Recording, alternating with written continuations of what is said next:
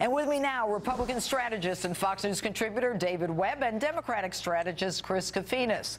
All right, gentlemen, your take on Rand Paul winning this evening. I'll start with you, David.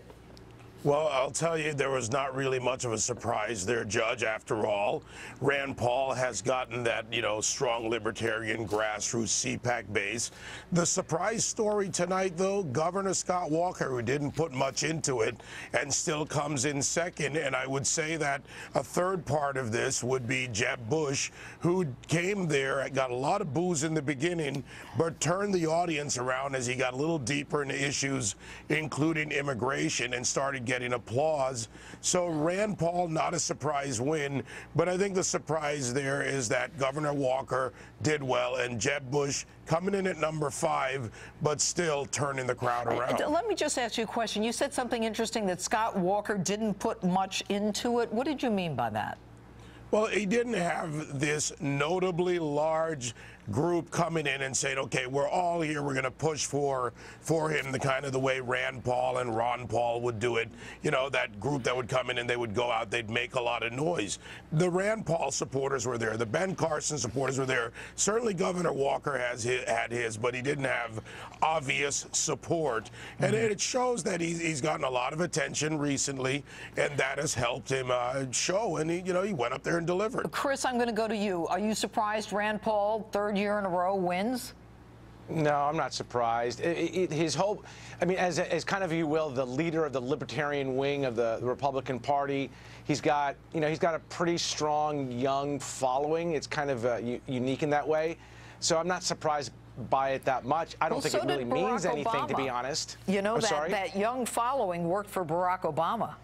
Yeah, well, the question is, does it work for Senator Paul in the Republican primary? Now, if you watch his speech and the way he talks about intervention and the way he talks about foreign policy, it doesn't mesh really well with, some of the other Republicans up there were being very hawkish, very interventionist, in their tone. So you're going to see this play out in glowing colors, and just another, to me at least, example. There's some real strong divisions within the Republican Party that you're not going to find a middle ground on. You're not going to find a middle ground between Rand Paul's vision for foreign policy and, let's say, Scott Walker's vision for foreign policy, or Jeb Bush's. I completely disagree with that, Judge. Look, this is the thing about CPAC and what it represents. We have something that the left does not. We actually have a confab where, whether you're a libertarian all the way to isolationism, social conservative, neocon, and everywhere in between, come together. And there are areas where there's an overlap and agreement.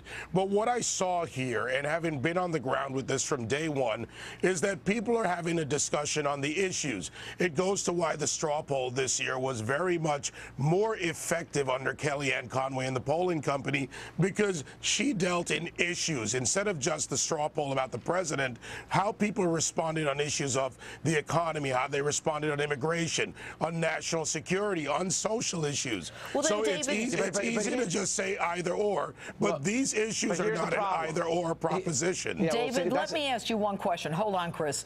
The question I have, David, is what is the most important issue to the Republicans and to the American people? Let me do it more generically. What is it? Right now, that answer, Judge, and based on what happened at CPAC, it's the economy and national security as you break down the polling data, but also as you talk to the people, as I did, who were there, talk to the activists, talk to the groups. People want to be able to afford a life, have a good life, and they want the security economy, of knowing that their life security. Chris, your take? What are the most important issues to the American people? For the most part, the issues stay relatively the same in terms of economy, national security. That's not where really the question. The question is, what are the policies that are going to solve the problems in those issues? And when you watch some of these speeches, listen, it's not going to be a surprise that I say this, but I didn't hear anything different that you wouldn't have heard the last how many years?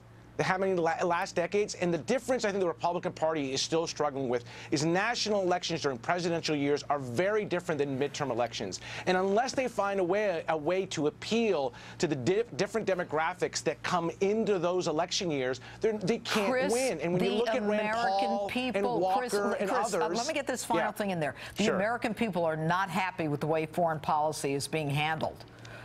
They may not live, but they may not. Let's say I just cede you the point that they're not happy. In terms of a national election in a presidential year, that is not going to be the defining issue. If Republicans go out, listen, I hope they do. If they go out and they make foreign policy the key issue, I mean, I hate to tell you that even in the CPAC conference, Republicans, libertarians were supporting a non-interventionist foreign policy. Well, you know what, Chris is wrong on this because he's putting it in the hands of just the politicians.